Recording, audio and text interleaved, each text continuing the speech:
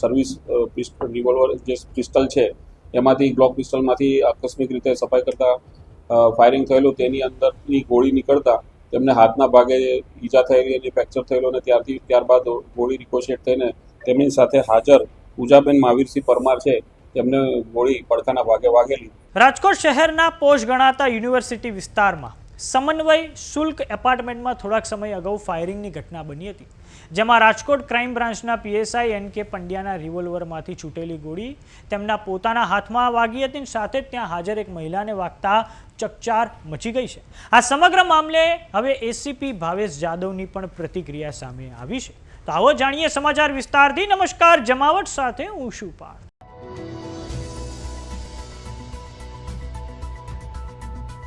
રાજકોટ શહેરના યુનિવર્સિટી વિસ્તારમાં આવેલા સમન્વય શુલ્ક એપાર્ટમેન્ટમાં રવિવારે મોડી રાત્રે 1 વાગ્યાની આજુબાજુ એક ફાયરિંગની ઘટના બની હતી, જેમાં પીએસઆઈ નીતિન પંડ્યા દ્વારા રિવોલ્વરથી ભૂલથી ગોળી છૂટી હતી.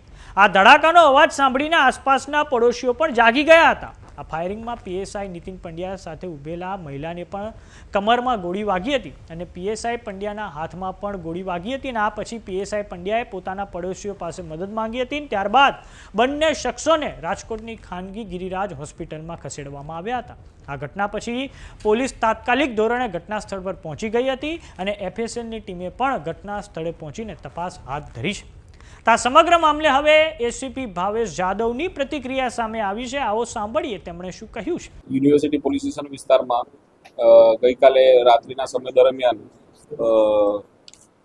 યુનિવર્સિટી રોડ શિવશક્તિ કોલોની સમન્વય સુલભ એપાર્ટમેન્ટ એ વિંગ ફ્લેટ નંબર 404માં બનાવ બનેલ છે, જેમાં ફાયરિંગ અચાનક આકસ્મિક રીતે નીતિનભાઈ કરુણાશંકર પંડ્યા એટલે કે એન.કે. પંડ્યા પીએસઆઈ જે હાલમાં સાયબર ક્રાઇમમાં છેલ્લા 15 દિવસથી ફરજ બજાવે છે અને અગાઉ યુનિવર્સિટી પોલીસ સ્ટેશનમાં હતા, તેમના ગ્લોક સર્વિસ રિવોલ્વર જે પિસ્ટલ છે એમાંથી ગ્લોક પિસ્ટલમાંથી આકસ્મિક રીતે સફાઈ કરતા ફાયરિંગ થયેલું, તેની અંદરની ગોળી નીકળતા તેમને હાથના ભાગે ઈજા થયેલી અને ફ્રેક્ચર થયેલું અને ત્યારબાદ ગોળી રિકોશેટ થઈને તેમની સાથે હાજર પૂજાબેન મહાવીરસિંહ પરમાર છે તેમને ગોળી પડખાના ભાગે વાગેલી અને આ બંને સારવાર હેઠળ છે અને આ બનાવ બાબતે જાણવા દાખલ કરવામાં આવે છે અને આગળની તપાસ પીએસઆઈ કરી રહ્યા છે. પ્રાથમિક કારણ આકસ્મિક રીતે બનેલું છે અને આ બાબતે એફએસએલને સ્થળ પર બોલાવવામાં આવી છે અને ખાલી કાર્ટીજ અને ફાયરિંગનું જે પિસ્ટલ છે કબજે કરવામાં આવ્યું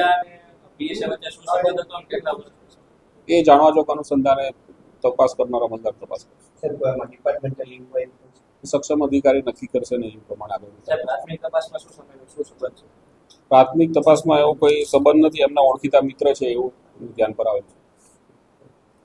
પીએસઆઈ નીતિન પંડ્યાની વાત કરીએ તો છેલ્લા 2.5 વર્ષથી રાજકોટમાં ફરજ બજાવી રહ્યા છે. તેમનું પ્રથમ પોસ્ટિંગ યુનિવર્સિટી પોલીસ સ્ટેશનમાં થયું હતું. તાજેતરમાં તેમની બદલી સાયબર ક્રાઇમ પોલીસ સ્ટેશનમાં કરી દેવામાં આવી હતી અને હવે યુનિવર્સિટી વિસ્તારમાં આ ફાયરિંગની ઘટનાથી ચકચાર મચી ગઈ છે. તો સમાચારોમાં અત્યારે બસ આટલું. જોતા રહો જમાવટ. જો તમામને યુટ્યુબ પર જોઈ રહ્યા તો સબસ્ક્રાઇબ કરો, જો તમામને ફેસબુક પર જોઈ રહ્યા તો ફોલો કરો. સાથે જ અમારી વોટ્સએપ ચેનલ આવી ગઈ છે, જોઈન કરવાનું ન ભૂલતા. નમસ્કાર.